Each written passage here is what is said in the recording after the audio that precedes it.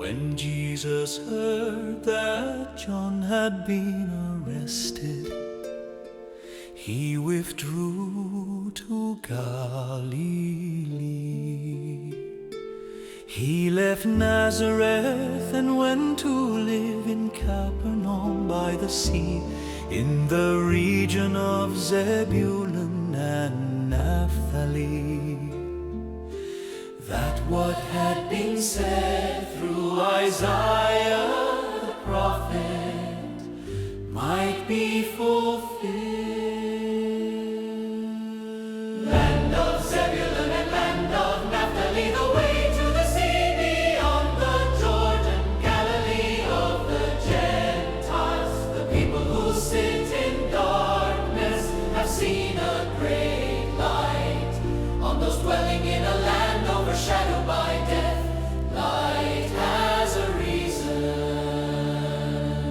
From that time on, Jesus began to preach and say, repent, for the kingdom of heaven is at hand.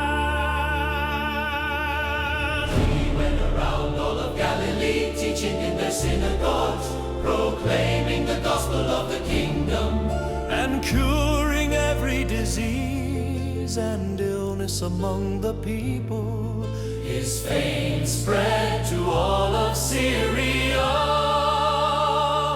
and they brought to him all who were sick with various diseases and racked with pain, those who were possessed, lunatics and paralytics, and he cured them.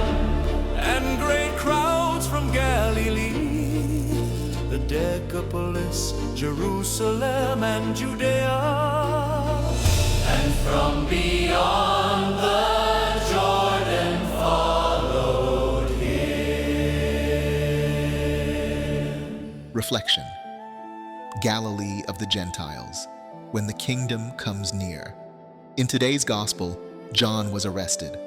John, the desert prophet, the voice that spoke plainly, the man who dared to tell the truth to those in power. Taken. Everyone understands what this means. When truth speaks too clearly, power reacts. And in that collision, truth often pays the price first.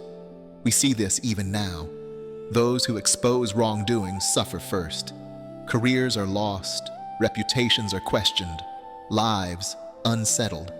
Investigations take years, even decades. Meanwhile, the corrupt learn how to survive. They delay, they confuse, they exhaust the public. They wait for pardons to be signed, for administrators to change, for judges to be replaced. Truth speaks once.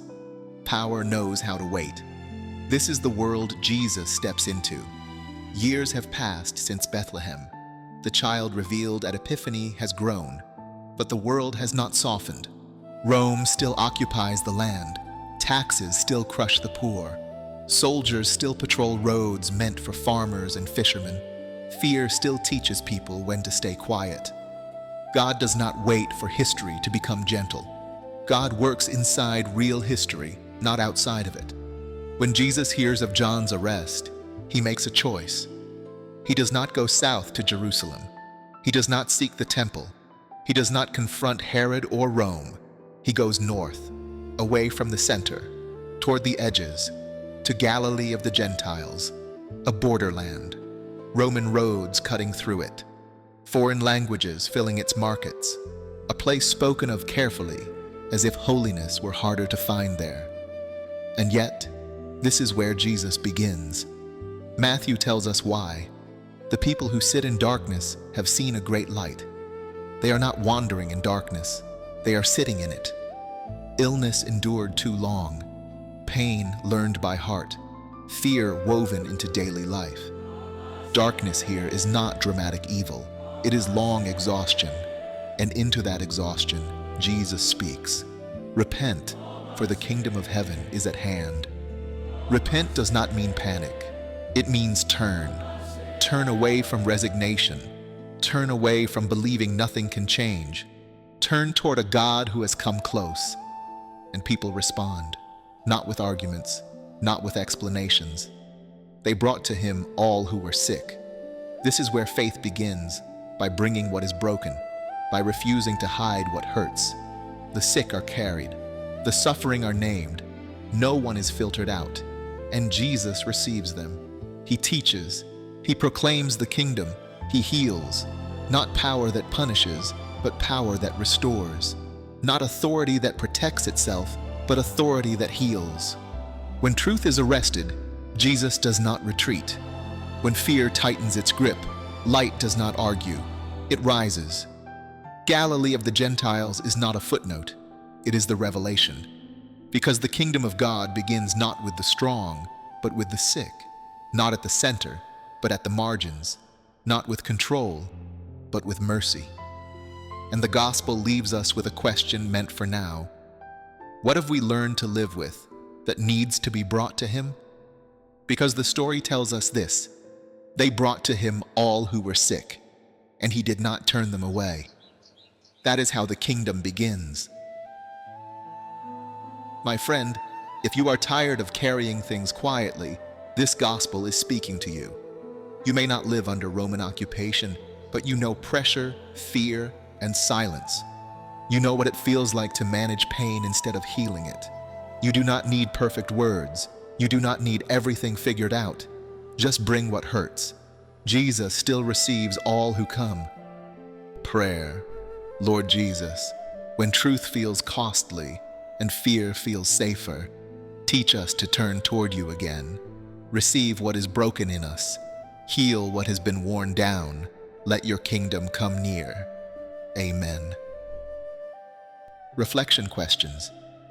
Where do I see truth being silenced or delayed today? What long exhaustion have I quietly accepted as normal? Where might God be asking me to turn toward hope again? What part of my life do I need to bring to Jesus instead of managing alone? Do I trust that God works at the margins of my life, not only at its strongest points? One-sentence catechesis. When truth is silenced and fear rules, God's kingdom breaks in from the margins, inviting us to turn toward hope and bring what is broken, because God is near and restores before he judges.